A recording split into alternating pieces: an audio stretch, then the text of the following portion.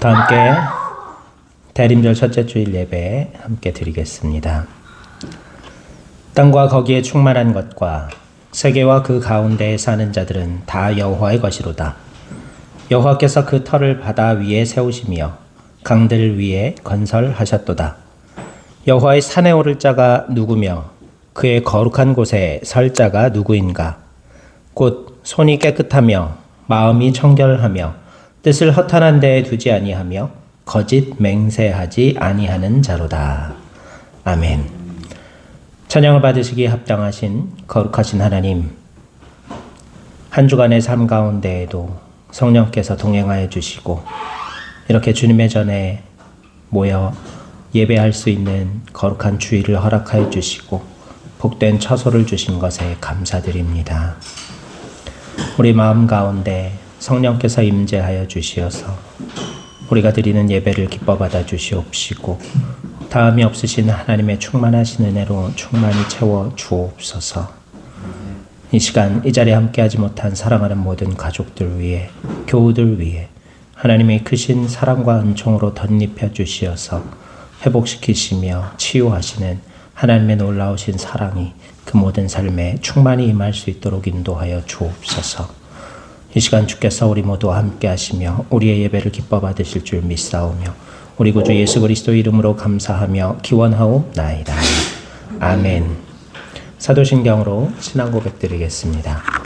전능하사 천지를 만드신 하나님 아버지를 내가 믿사오며 그 외아들 우리 주 예수 그리스도를 믿사오니 이는 성령으로 잉태하사 동정녀 마리아에게 나시고 본디오 빌라도에게 고난을 받으사 십자가에 못 박혀 죽으시고 장사한 지 사흘 만에 죽은 자 가운데서 다시 살아나시며 하늘에 오르사 전능하신 하나님 우편에 앉아 계시다가 저리로서 산 자와 죽은 자를 심판하러 오시리라. 성령을 믿사오며 거룩한 공회와 성도가 서로 교통하는 것과 죄를 사하여 주시는 것과 몸이 다시 사는 것과 영원히 사는 것을 믿사옵나이다. 아멘. 찬송가 176장 함께 찬양하겠습니다. 176장입니다.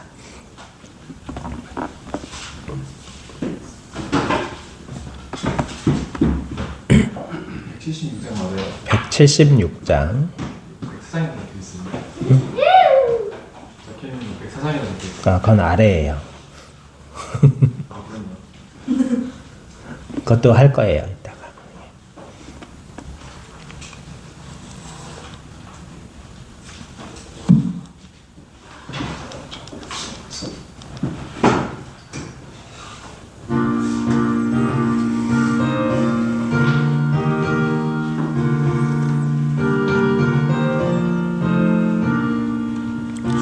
어느 때 다시 오실는지 아는 이가 없으니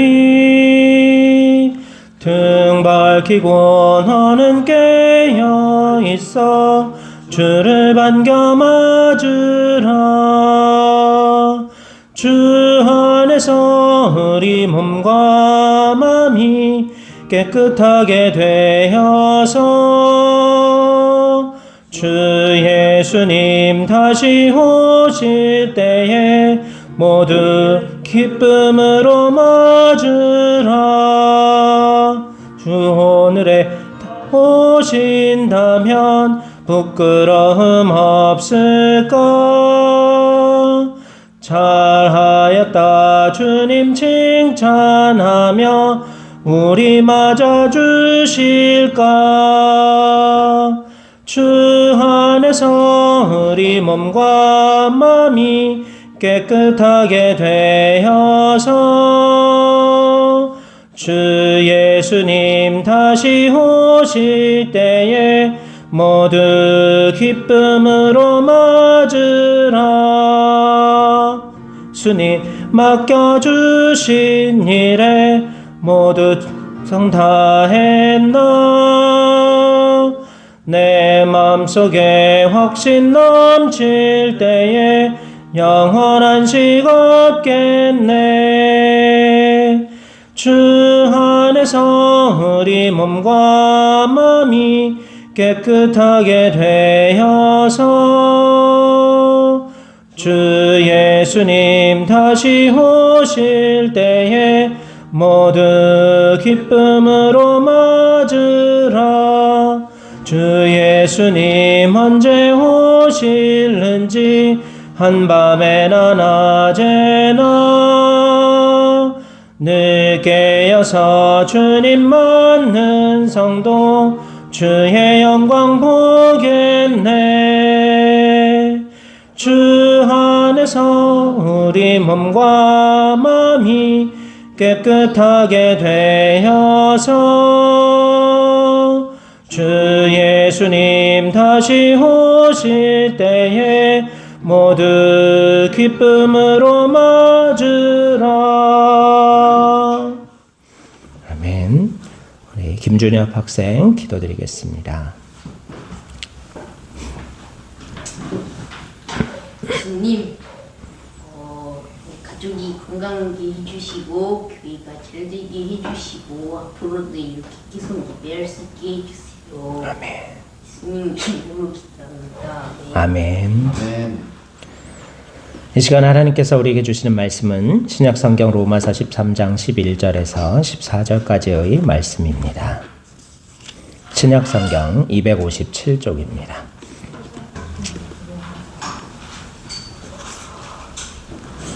로마서 13장 11절에서 14절까지 말씀, 신약성경 257쪽입니다.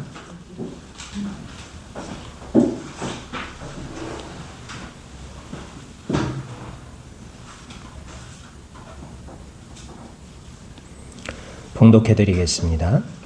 또한 너희가 이 시기를 알거니와 자다가 깰 때가 벌써 되었으니 이는 이제 우리의 구원이 처음 믿을 때보다 가까웠음이라. 밤이 깊고 낮이 가까웠으니 그러므로 우리가 어둠의 일을 벗고 빛의 갑옷을 입자. 낮에와 같이 단정히 행하고 방탕하거나 술 취하지 말며 음란하거나 호색하지 말며 다투거나 시기하지 말고 오직 주 예수 그리스도로 옷 입고 정욕을 위하여 육신의 일을 도모하지 말라. 아멘. 할렐루야.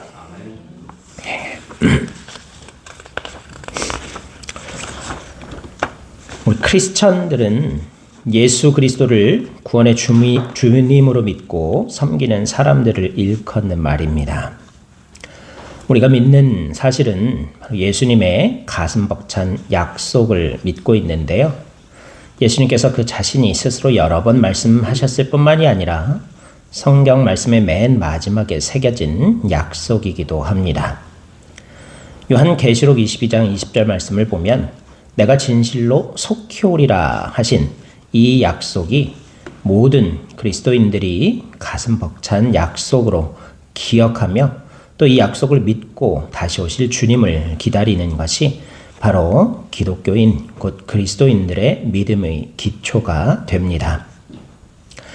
다시 오실 예수님을 지금도 기다리는 사람들이 많이 있습니다.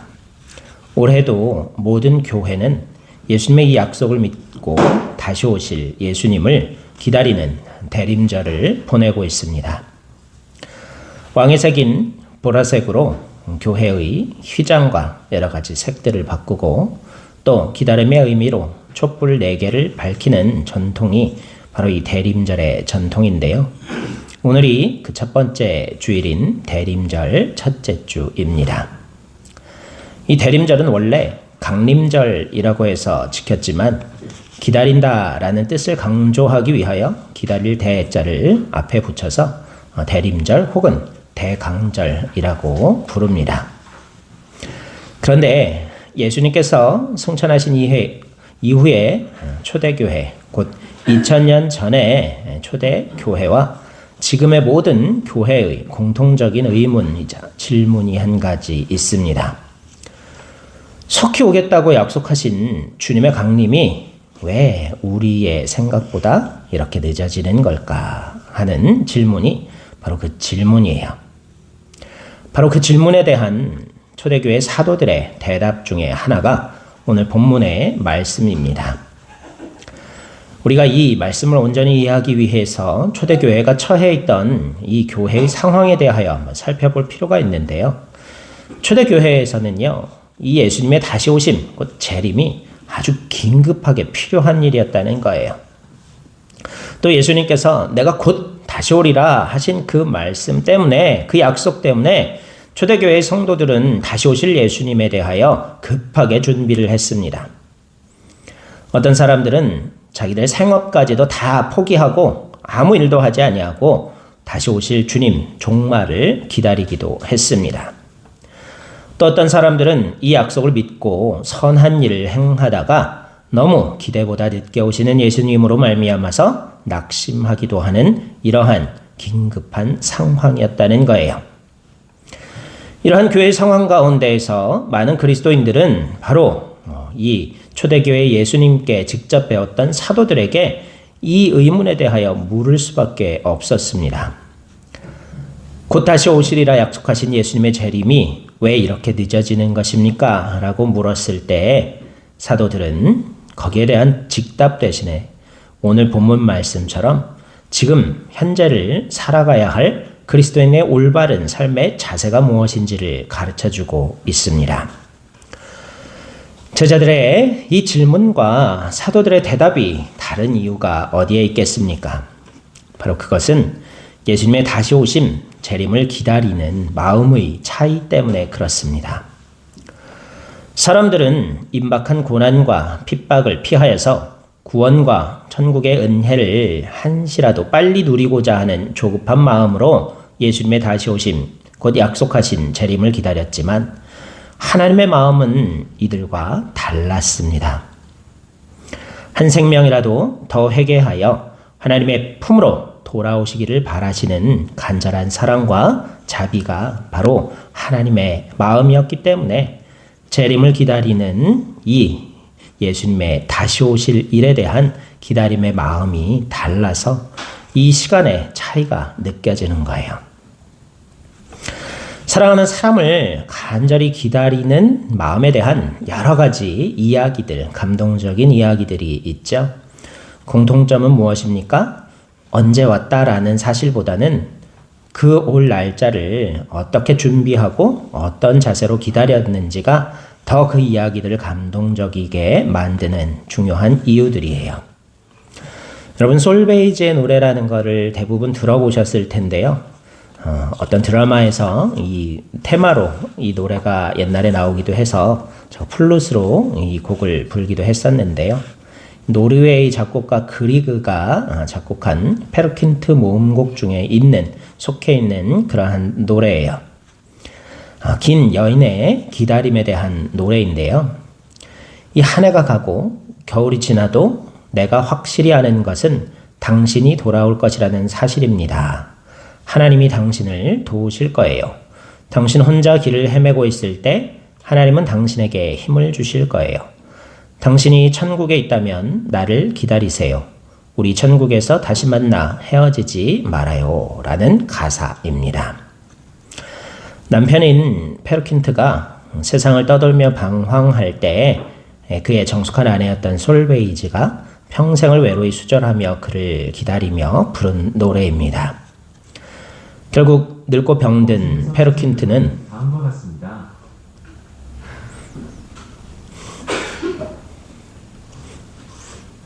구글이 지멋대로 대답을 했어요. 구글이 설교를 열심히 듣고 있었나 봅니다. 늙고 병든 페르킨트가 늙어서 이제 집으로 돌아와 사랑하는 아내 솔베이지 품속에서 삶을 마치게 된다는 결론의 이야기인데요. 사람들은 이러한 변함없는 긴 여인의 사랑 앞에서 숙연하게 가슴을 열고 감동을 느끼곤 합니다. 또한 성경 말씀에도 누가복음 15장에 아버지의 간절한 기다림에 대한 탕자의 이야기가 등장하죠. 성급한 마음으로 아버지의 재산을 미리 나누어 가지고 떠난 뒤 먼 곳에서 다 탕진해버린 아들이, 그 방탕한 아들이 돼지가 먹는 쥐염 열매로 배를 채우다가 결국 아버지의 집으로 돌아오는 이야기입니다. 하나님과 아버지에게 죄를 지은 아들을 끝까지 기다리는 사랑의 모습이 이 이야기 속에 담겨 있습니다.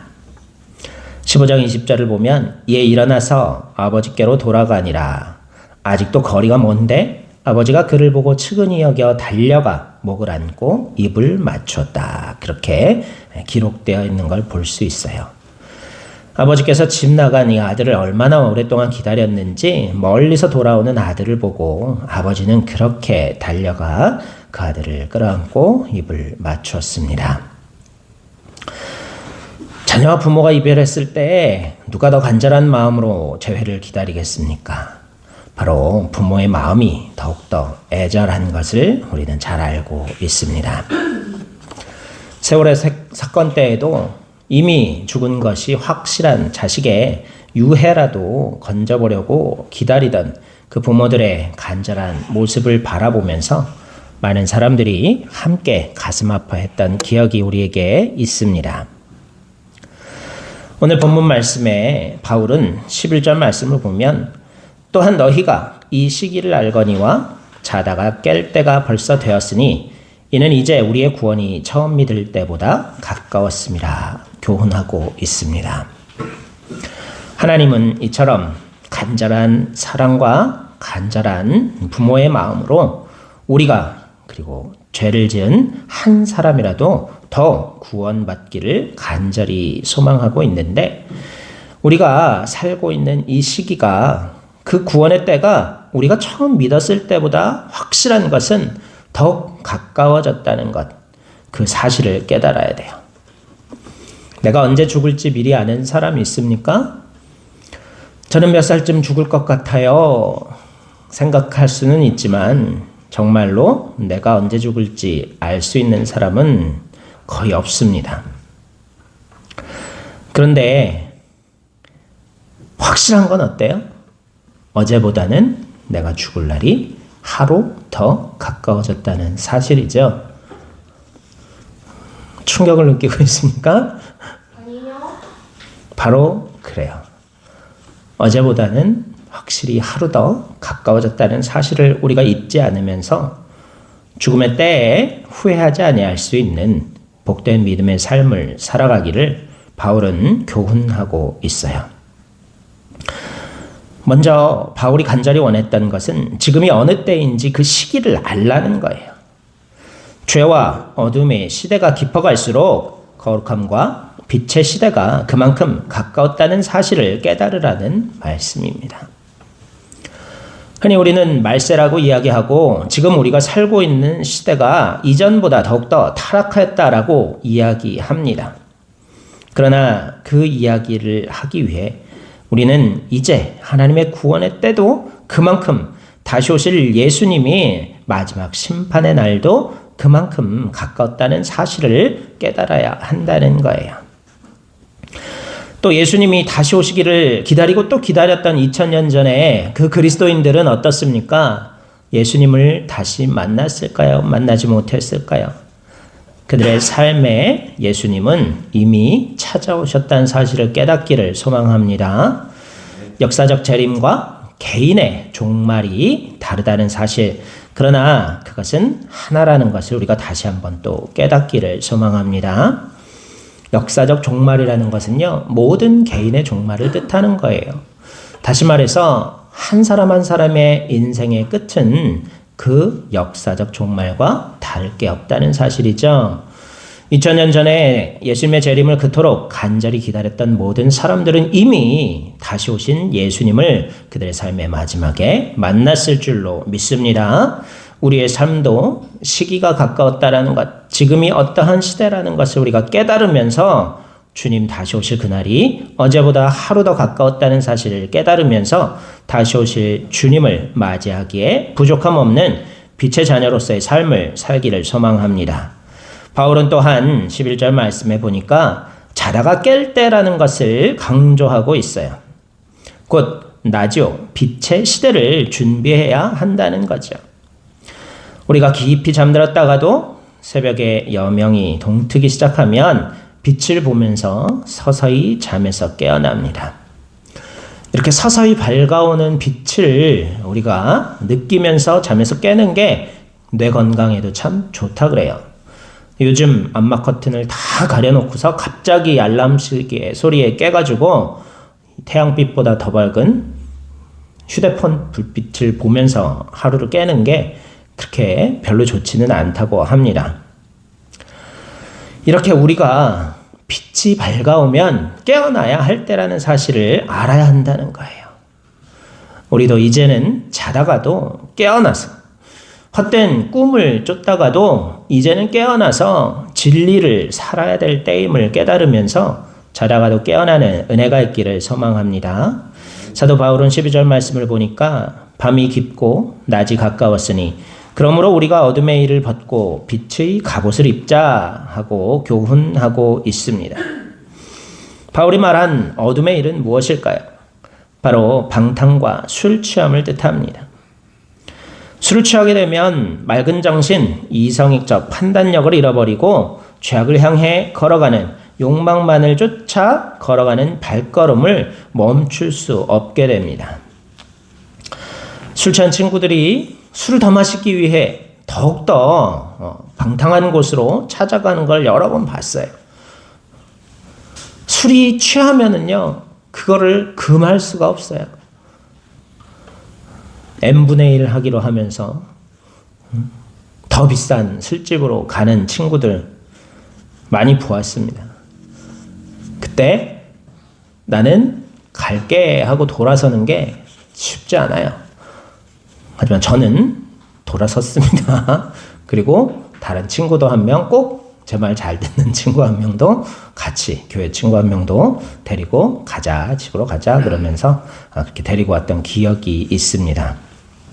가끔 따라가 본 적도 있긴 있습니다.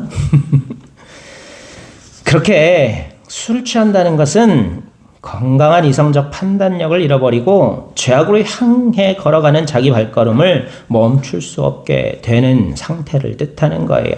이게 바로 어둠의 일입니다. 또한 어둠의 일은 음란과 호색이다라고 말하고 있어요. 정절을 상실하고 부도덕한 욕망에 자기의 몸을 맡겨버리는 것이 바로 정욕을 위해 육신의 일을 추구하는 어둠의 일이라는 것을 바울은 교훈합니다.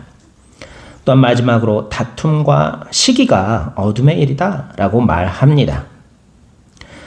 사람들은 너무나 자주 다투고 사소한 일로 싸우고 또 서로 시기하기도 하는데 그 모든 이유가 사랑을 잃어버렸기 때문이라고 바울은 교훈하고 설명합니다. 말세가 가까울수록 어둠이 깊어지고 빛의 시대가 가까워질수록 사랑을 잃어버린 많은 사람들이 다툼과 시기로 혼탁해지는 시대를 살아가게 된다는 것을 바울은 어둠의 일이다 라고 설명하고 있어요.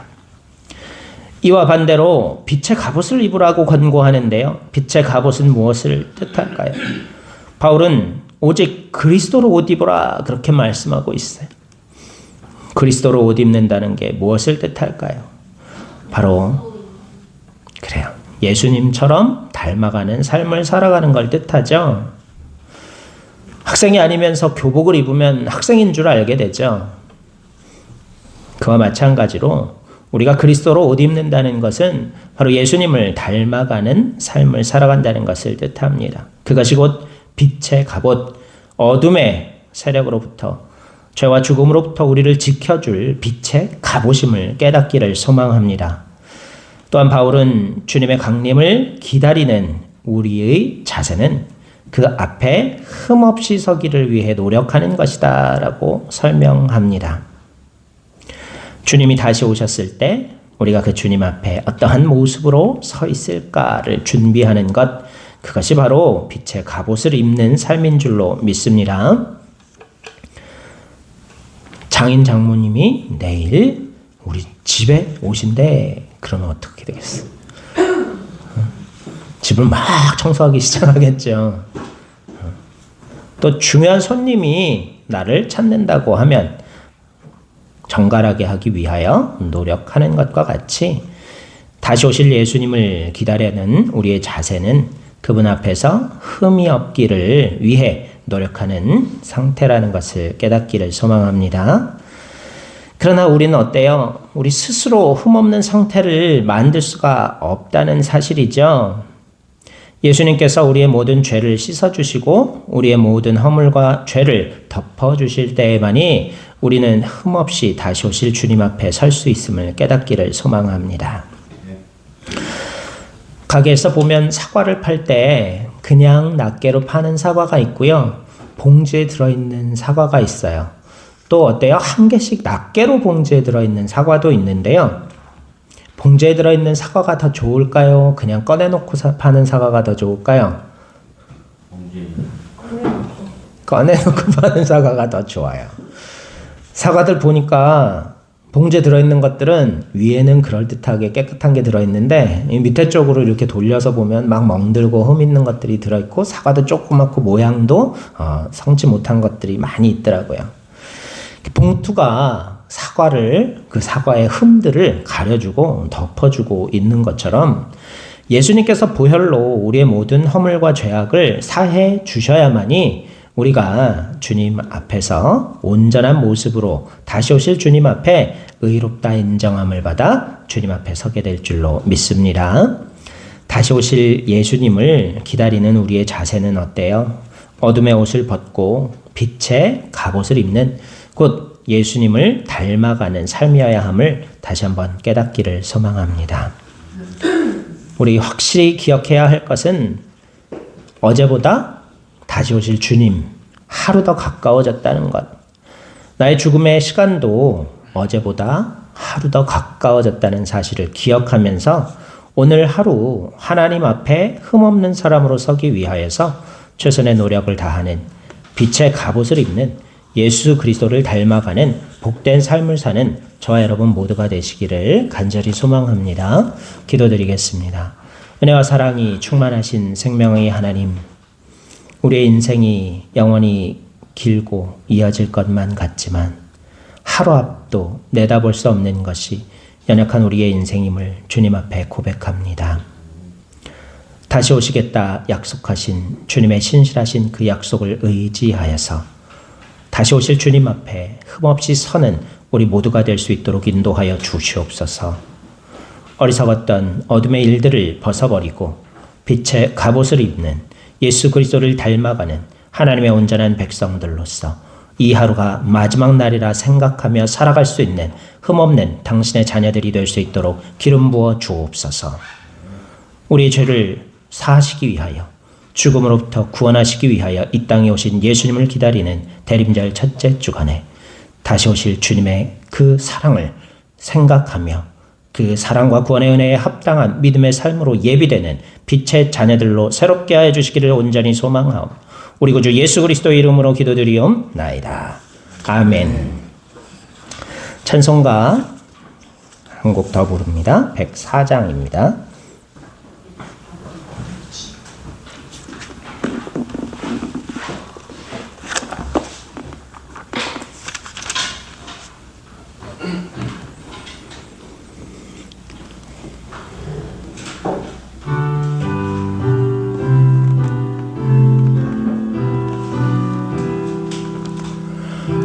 고도소서 임마누엘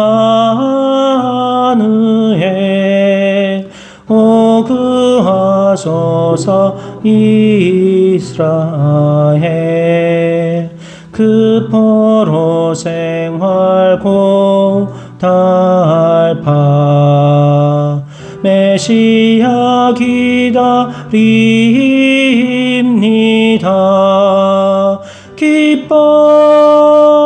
기뻐하라 이스라엘 곧 오시리오 임마누엘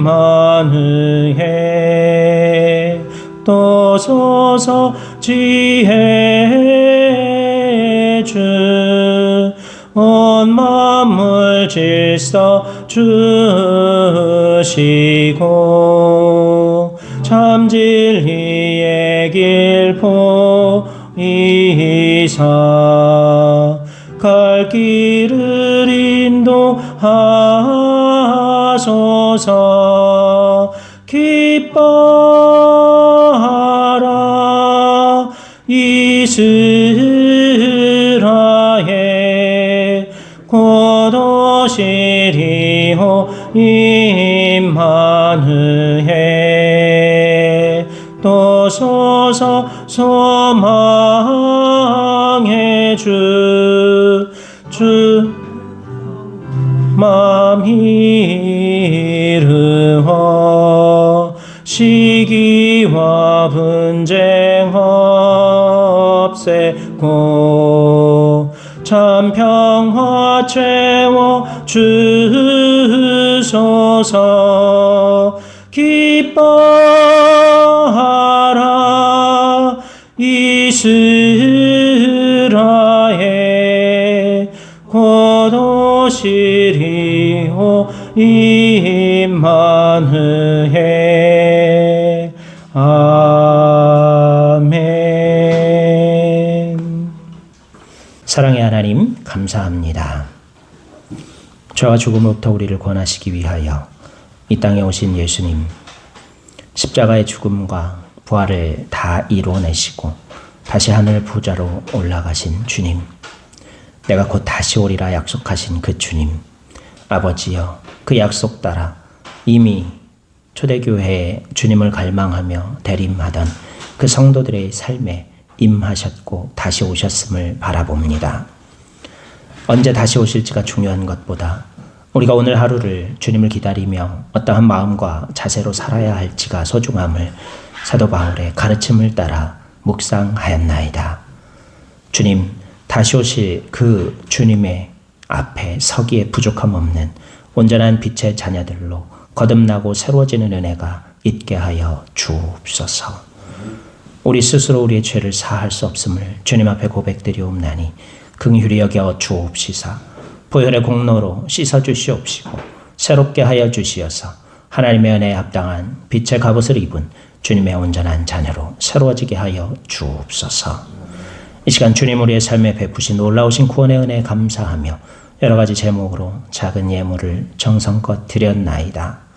주여, 이 예물이 사용되는 곳마다 하나님의 놀라우신 역사가 일어나게 하여 주시옵시고 겨자씨만한 작은 믿음으로 드렸다 할지라도 아버지 은혜 따라 크게 자라나 새들이 깃들어 쉴 수 있는 큰 나무가 될 수 있도록 열매 맺게 하여 주옵소서. 이 예물과 함께 올려드린 간절한 마음의 소원과 기도의 제목 또한 선하신 하나님의 뜻을 따라 아름답게 응답하여 주옵시사. 우리가 오직 주님의 은혜를 의지하여 살아가는 하나님의 백성임을 다시 한번 깨닫는 복된 나날이 되게 하여 주옵소서. 우리를 권하신 예수 그리스도의 이름으로 감사하며 기도드리옵나이다. 아멘. 교회 소식 전해드리겠습니다. 오늘은 대림절 첫 번째 주일입니다. 이제 성탄절까지 우리가 대림절 주간을 보내게 됩니다. 다시 오실 예수님이 의미를 다시 생각하면서 우리가 그 주님 앞에 다시 서기에 부족함 없는 삶으로 준비되는 은혜가 있기를 소망합니다. 12월 기도 순서가 주보에 나와 있습니다. 참조하셔서 미리 준비해 주시고 또 조금 일찍 오셔서 기도 준비해 주시기 부탁드립니다. 이제 새벽 예배, 수요 예배를 동절기로 해서 한 30분씩 늦출까 생각 중인데요. 예, 그렇게 늦춰서라도 우리 새벽 예배와 수요 예배 잘 드릴 수 있도록 위해서 기도해 주시기를 부탁드립니다. 예, 축도로 예배를 마치겠습니다. 주 예수 그리스도의 은혜와 하나님 아버지의 무궁하신 사랑하심과 성령님의 인도, 보호, 교리, 교통하여 주시며 날마다 새롭게 하시는 은혜가 이 시간 다시 오실 주님 앞에 온전한 모습으로 서기 위하여 빛의 갑옷을 입고 살아가기를 결단하는 사랑하는 주님의 백성들 머리 위에 사랑하는 가족과 자녀들 위에 하시는 모든 일들 위에 영원토록 함께하여 주시옵시기만을 간절히 축원하옵나이다. 아멘.